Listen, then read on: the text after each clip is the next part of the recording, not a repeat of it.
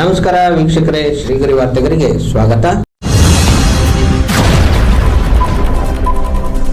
July 32, 2026ರಂದು Shri Nataraja ಪ್ರತಿಷ್ಠಾನ, ಶ್ರೀ ನಟರಾಜ ಮಹಿಳಾ ವಸತಿ ಪ್ರಥಮ ದರ್ಜೆ ಕಾಲೇಜು, ಶ್ರೀ ಹೊಸಮಠ ಮೈಸೂರು ಸ್ನೇಹ ಸಿಂಚನ ಪ್ರತಿಭಾ ಪುರಸ್ಕಾರ ಹಾಗೂ ತರಗತಿ ಪ್ರತಿನಿಧಿಗಳ ಪದಗ್ರಹಣ ಸಮಾರಂಭವನ್ನು ಉದ್ಘಾಟನೆಯನ್ನು ಡಾಕ್ಟರ್ ಪಿ ಶಿವರಾಜು ಕೆಎಎಸ್ ಅಪರ ಪ್ರಾದೇಶಿಕ ಆಯುಕ್ತರು ಮೈಸೂರು ವಿಭಾಗ, Mysuru, doctor A Pushpa Iyengar, Shrimati A Vaidehi ಅಧ್ಯಕ್ಷತೆ, ಸಮಾಜಮುಖಿ ಚಿಂತಕರು ಮೈಸೂರು ಎಚ್ ವಿ ಬಸವರಾಜು ಇನಕಲ್, doctor M Sharada principal, Shri Nataraja ಮಹಿಳಾ ವಸತಿ ಪ್ರಥಮ ದರ್ಜೆ college Mysuru, doctor G Prasad Murthy ಹಾಗೂ ಅಧ್ಯಾಪಕರು, ಅಧ್ಯಾಪಕೇತರ ವರ್ಗದವರು ಮತ್ತು ವಿದ್ಯಾರ್ಥಿನಿಯರು ಭಾಗವಹಿಸಿದ್ದರು.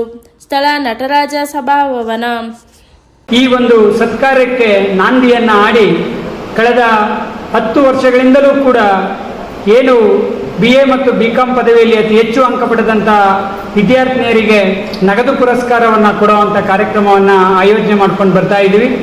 ಆ ನಗದು ಪುರಸ್ಕಾರದ ದತ್ತಿದಾನಿಗಳು ನಮ್ಮ ನಾಡಿನ ಈ ದೇಶದ ಮಹತ್ವದ ರಾಜಕಾರಣಿಗಳಲ್ಲಿ ಒಬ್ಬರಾದಂಥ ದಿವಂಗತ ಶ್ರೀ MS ಗುರುಪಾದ ಸ್ವಾಮಿ ಅವರ ಪತ್ನಿಯವರಾದಂತಹ ಶ್ರೀಮತಿ ರಾಜಶ್ರೀ ಗುರುಪಾದ ಸ್ವಾಮಿ ಅವರ ಸ್ಮರಣಾರ್ಥ ಅವರ ಮಕ್ಕಳು ನಮ್ಮಲ್ಲಿ BA ಮತ್ತು BCom ವಿದ್ಯಾರ್ಥಿನಿಯರು ಅತಿ ಹೆಚ್ಚು ಅಂಕ ಪಡೆದಂಥ ವಿದ್ಯಾರ್ಥಿನಿಯರಿಗೆ ದತ್ತಿ ಬಹುಮಾನ, ನಗದು ಬಹುಮಾನವನ್ನು ದತ್ತಿಯಾಗಿ ಸ್ಥಾಪಿಸಿದ್ದಾರೆ. ಹೆಣ್ಣುಮಗಳು ತಾನು ಏನಾದರೂ ಒಂದು ವಿದ್ಯೆಯನ್ನು ಕಲಿತ್ರೆ ಅವಳು ತನ್ನಲ್ಲಿ ಇಟ್ಕೊಳ್ಳಲ್ಲ, ಅವರು ಅದನ್ನು ತನ್ನ ಸುತ್ತಮುತ್ತ ಇರತಕ್ಕಂಥವ್ರಿಗೆ ಪ್ರಸಾರವನ್ನು ಮಾಡ್ತಾರೆ. ಸೊ ಅವರು ಮಕ್ಕಳಿಗೆ ಕಲಿಸ್ತಾರೆ, ಅವ್ರ ಅಕ್ಕಪಕ್ಕ ಮನೆಯವರಿಗೆ ಕಲಿಸ್ತಾರೆ, ಅವ್ರ ತಾಯಿಗೆ ಹೇಳ್ಕೊಡ್ತಾರೆ.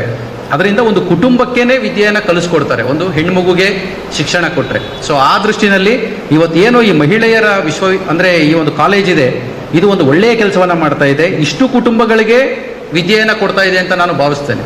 ಕೇವಲ ನೀವು ಒಬ್ಬರು ವಿದ್ಯೆ ಪಡಿತೀರಿ ಅಂತಲ್ಲ, ಇಡೀ ನಿಮ್ಮ ಕುಟುಂಬದ ಎಲ್ಲ ಸದಸ್ಯರಿಗೂ ಸಹ ನಿಮ್ಮ ಮೂಲಕ ವಿದ್ಯೆ ತಲುಪುತ್ತೆ ಅಂತ ನಾನು ಭಾವಿಸ್ತೇನೆ. ಮತ್ತು ನೀವೆಲ್ಲರೂ ಸಹ ಇವತ್ತು ನನಗೆ ಒಂದು ವಿಷಯ ಹೇಳ್ಬೇಕಂದ್ರೆ, ನೀವೆಲ್ಲ ಸ್ಪರ್ಧಾತ್ಮಕ ಯುಗದಲ್ಲಿ ಇದ್ದೀರಿ. ನೀವೆಲ್ಲ ಜೆನ್ಜಿ ಅಂತ ಏನು ಕರಿತೀರಿ, ಏನು 2000 ಇಸ್ವಿಯಿಂದ ಈ ಕಡೆಗೆ ಏನು ಹುಟ್ಟಿರ್ತಾರೆ ಮಕ್ಕಳು, ಸೊ ಅವ್ರಿಗೆಲ್ಲ ಏನು ನೀವು ಜೆನ್ಜಿ, ನಾವೆಲ್ಲ ಹೊಸ ತಲೆಮಾರಿನವರು, ನೀವೆಲ್ಲ 80s 90s ಅವರೆಲ್ಲ ಹಳಬರು ಅಂತೆಲ್ಲ ಮಾತಾಡ್ಕೋತೀರಿ. ಆದರೆ ನಿಮಗೆಲ್ಲ ಒಂದು ಏನಂತ ಹೇಳಿದ್ರೆ ಸವಾಲುಗಳು ಜಾಸ್ತಿ ಇದೆ.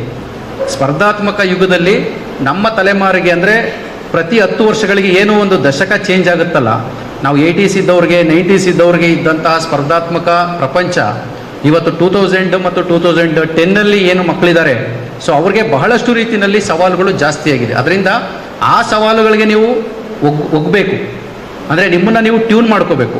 ಅದು ಹೇಗೆ ಟ್ಯೂನ್ ಮಾಡ್ಕೋಬೇಕು ಅಂತ ಹೇಳಿದ್ರೆ, ನೀವು ಯಾವಾಗಲೂ ಸಹ ಮುಂಚೂಣಿಯಲ್ಲಿ ಇರಲಿಕ್ಕೆ ಪ್ರಯತ್ನ ಮಾಡಬೇಕು.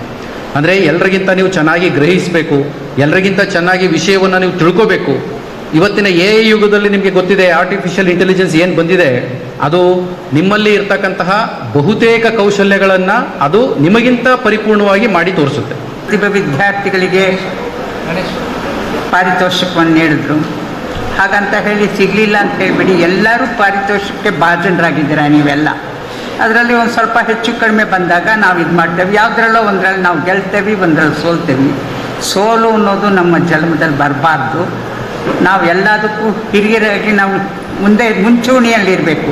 ನಾವು ಯಾಕೆ ಮಾಡೋಕ್ಕಾಗೋಲ್ಲ ಅನ್ನೋ ಒಂದು ಧೈರ್ಯವನ್ನು ನೀವು ತಗೊಂಡ್ರೆ ಖಂಡಿತ ಮಾಡೋಕ್ಕೆ ಸಾಧ್ಯ ಆಗುತ್ತೆ. ಶ್ರೀ ಚಿದಾನಂದ ಸ್ವಾಮೀಜಿ ಅವರಿಗೆ ಒಂದು ದಿನ ತಡವಾಗಿಯಾದರೂ ಗುರು ಪೌರ್ಣಮಿಯ ಸಾಷ್ಟಾಂಗ ನಮಸ್ಕಾರಗಳನ್ನು ಅವರಿಗೆ ಅರ್ಪಿಸ್ತಾ, ಇಂದಿನ ಈ ನಮ್ಮ ಕಾರ್ಯಕ್ರಮದ ವೇದಿಕೆಯಲ್ಲಿ ಗೌರವ ಕಾರ್ಯದರ್ಶಿಗಳಾದಂತಹ ಪ್ರತಿಷ್ಠಾನದ ಗೌರವ ಕಾರ್ಯದರ್ಶಿಗಳಾದಂತಹ ಬಸವರಾಜು ಸರ್ ಇನ್ಕಲ್ರವರಿದ್ದಾರೆ. ಹಾಗೆ ಕಾರ್ಯಕ್ರಮವನ್ನು ಉದ್ಘಾಟನೆಯನ್ನು ಮಾಡಿ ಬಹಳ ಅರ್ಥಪೂರ್ಣವಾದಂತಹ ಮಾತುಗಳನ್ನು ಆಡಿ ಕಾರ್ಯಕ್ರಮದಿಂದ ನಿರ್ಗಮಿಸಿದಂತಹ ಶಿವರಾಜು ಸರ್ ಅವರು, ಹಾಗೂ ನಮ್ಮ ಈ ಒಂದು ಸಂಸ್ಥೆಗೆ ದತ್ತಿದಾನಿಗಳಾಗಿರುವಂತಹ ಪುಷ್ಪ ಅಯ್ಯಂಗಾರ್ ಅವರು, ವೈದೇಹಿ ಮೇಡಮ್ಮು ಮತ್ತು ನನ್ನ ಸಹೋದ್ಯೋಗಿ ಮಿತ್ರರು, ಸ್ನೇಹಿತರು ಆದಂತಹ ಪ್ರಸಾದ್ ಸರ್ ಇದ್ದಾರೆ. ಮುಂಭಾಗದಲ್ಲಿ ನನ್ನ ಎಲ್ಲ ಉದ್ಯೋಗಿಗಳಾದಂಥ ಮಿತ್ರರಾದಂತಹ ನೀವೆಲ್ಲ ಇದ್ದೀರಾ. ಪ್ರೀತಿಯ ವಿದ್ಯಾರ್ಥಿನಿಯರೇ, ಪತ್ರಿಕಾ ಮಾಧ್ಯಮದವರೇ, ಈ ಒಂದು ಕಾರ್ಯಕ್ರಮ ನಮಗಿನ್ನ ಕಾರ್ಯಕ್ರಮವನ್ನು ನೋಡಿ ಮಾತನಾಡಿದಂಥವರು ಕಾರ್ಯಕ್ರಮ ಬಹಳ ಅರ್ಥಪೂರ್ಣವಾಗಿತ್ತು ಅಂತ ಹೇಳಿದ್ದಾರೆ. ಪ್ರಮುಖವಾಗಿ ಮುಖ್ಯ ಕಾರಣ ನಮ್ಮ ಪ್ರಾಥಮಿಕ ಶಿಕ್ಷಣ ಸ್ವಾಮೀಜಿಯವರ ನೇತೃತ್ವದಲ್ಲಿ ಇದ್ದಂಥ ಮತ್ತೊಂದು ಪ್ರಾಥಮಿಕ ಶಾಲೆ ಗೌರಿಶಂಕರ ಅಂತ ಹೇಳಿ, ಅದು ದತ್ತನಗರದಲ್ಲಿದೆ, ಇಲ್ಲೇ ಮೈಸೂರಲ್ಲೇ ಇರೋದು. ಆ ಶಾಲೆ ಇಲ್ಲ ಅಂದಿರೆ ಇವತ್ತು ನಾವು ಪ್ರಾಥಮಿಕ ಶಿಕ್ಷಣ ಅನ್ನೋದನ್ನೇ ಪಡೆಯೋಕ್ಕಾಗ್ತಾ ಇರಲಿಲ್ಲ. ಆಮೇಲೆ ಡಿಗ್ರಿಗೆ ಮಾಡಿದ್ದೀವಿ ಅಂದರೆ ಅದಕ್ಕೆ ಪ್ರಮುಖ ಕಾರಣನೇ ನಮ್ಮ ಪ್ರಾಥಮಿಕ ಶಿಕ್ಷಣ. ಅಲ್ಲಿನ ಸುತ್ತಮುತ್ತ ಏನು ಬಡ ವಿದ್ಯಾರ್ಥಿಗಳಿದ್ದಾರೆ ಅವ್ರಿಗೆಲ್ಲರಿಗೂ ಕೂಡ ಆ ಶಾಲೆಯಿಂದನೇ ಅವರು ಮುಂದೆ ಏನು ಎಜುಕೇಷನ್ನ ಕಂಪ್ಲೀಟ್ ಮಾಡೋಕ್ಕಾಗಿರೋದು. ಅಲ್ಲಿ ಇದ್ದಂಥ ಪ್ರಾಥಮಿಕ ಶಾಲೆ ಆಗಿರ್ಬೋದು, ಹೈಸ್ಕೂಲ್ ಆಗಿರ್ಬೋದು, ಎಲ್ರಿಗೂ ಕೂಡ ಇವತ್ತು ಏನು ಪ್ರತಿಯೊಬ್ಬರು ತಾವು ವಿದ್ಯಾಭ್ಯಾಸನ ಕಂಟಿನ್ಯೂ ಮಾಡ್ತಾ ಇದ್ದಾರೆ ಅಂದರೆ ಆ ಸುತ್ತಮುತ್ತಲಿನ ಗ್ರಾಮದವ್ರಿಗೆ ಪ್ರಮುಖವಾಗಿ ಸಹಾಯ ಆಗಿರೋದು ಅಂದರೆ ಸ್ವಾಮೀಜಿಯವರ ನೇತೃತ್ವದಂತಹ ಗೌರಿಶಂಕರ ಶಾಲೆ. ಪ್ರಮುಖವಾಗಿ ಸ್ವಾಮೀಜಿಯವರು ಮಾಡಿರುವಂತಹ ಶಾಲೆಗಳಾಗಿರ್ಬೋದು, ಪ್ರತಿಯೊಂದು ಕೂಡ ಬಡ ವಿದ್ಯಾರ್ಥಿಗಳಿಗೆ ಹೆಚ್ಚು ಗಮನ ಹರಿಸಿ ಮಾಡಿರೋಂತಾಗಿರ್ಬೋದು.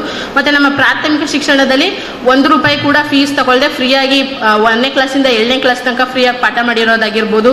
ಮತ್ತು ಅಲ್ಲಿನ ಶಿಕ್ಷಕರಾಗಿರ್ಬೋದು ಮತ್ತು ಇಲ್ಲಿನ ಶಿಕ್ಷಕರಾಗಿರ್ಬೋದು ಪ್ರತಿಯೊಬ್ಬರಿಗೂ ಕೂಡ ಧನ್ಯವಾದಗಳನ್ನ ತಿಳಿಸ್ತೀನಿ. ಬಹುಮಾನ ಕೊಡೋದು, ಸನ್ಮಾನ ಮಾಡೋದು ಎಲ್ಲ ಮಾಡ್ತಾ ಇರೋದ್ರಿಂದ ಆಕ್ಚುಲಿ ನಾವು ಅಲ್ಲಿ ಕೂತಿದ್ದಾಗ ನಮ್ಮ ಸೀನಿಯರ್ಸ್ ಈ ಸ್ಟೇಜ್ ಮೇಲೆ ನೋಡಿ ನಾವು ಇಲ್ಲಿರ್ಬೇಕು ಅಂತ ಮುಂದೆ ಇರಬೇಕು ಅಂತ ಅಂದ್ಬಿಟ್ಟು ಅನ್ಕೊಂಡಿದ್ದು ಆ ಕನಸು ಈಗ ನೆರವೇರಿದೆ.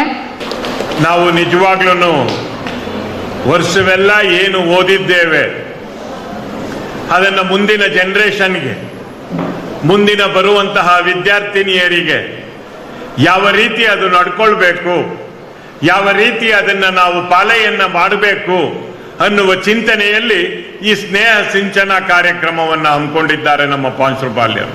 ಮತ್ತೆ ಮುಂದಿನ ವಾರ್ತೆಗರಿಯಲ್ಲಿ ಭೇಟಿಯಾಗೋಣ. ಶ್ರೀಗರಿ, ನಿಮ್ಮ ಮನದಾಳದ ಗರಿ.